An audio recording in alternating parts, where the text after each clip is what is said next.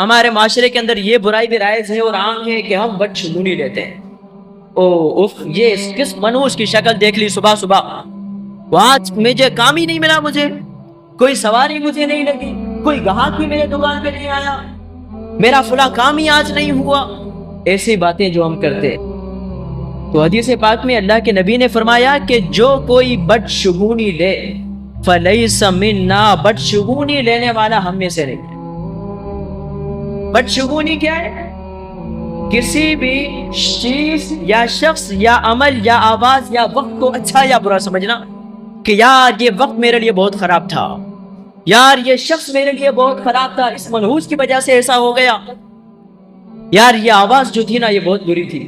اور اکثر عورتوں کے اندر کپڑے دھو رہی ہوتی ہے، کبا کے کہاں کہہ رہے تو وہ کہتی ہیں آج تو گھر کے اندر کوئی نہ کوئی تباہی مچنے والی، کوئی نہ کوئی نقصان ہونے والا ہے، کوئی نہ کوئی مرنے والا ہے، کوئی نہ کوئی بیماری آنے والی ہے.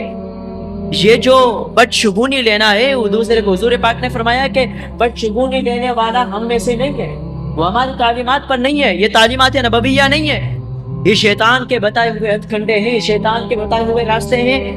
پھر کیا ہوتا ہے اگر یہ ذہن بن جائے نا کہ صبح صبح کس منحوس کی شکل دیکھ لیں، اور وہ سب سے پہلے آپ اٹھتے ہیں تو اپنے گھر والوں کی دیکھتے ہیں نا، خاندان والوں کی دیکھتے ہیں، یا تو باپ ہوتا ہے، یا تو بھائی ہوتا ہے، یا تو بیٹا ہوتا ہے، یا تو بیوی ہوتی ہے، یا تو گھر کا کوئی رشتہ دار ہوتا ہے. اس بیچارے کے بارے میں آپ کے دل میں یہ نفرت پیدا ہو جاتی ہے کہ اس منحوس کی وجہ سے ایسا ہو گیا.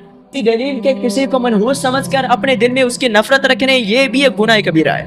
پھر اس بنیاد پر اس کے عیب بیان کرنا کہ فلاں شخص ایسا ہے، یہ ایسا ہے، یہ ایسا ہے، کیونکہ میں جب اٹھا میں نے اسی کو دیکھا، میرا کام ایسا ہو گیا. پھر اس سے دوسروں کو بھی بدظن کیا جاتا ہے، دوسرے لوگوں کے ذہنوں کو بھی الجھایا جاتا ہے. یہ عمل بھی جائز نہیں ہے، درست نہیں ہے.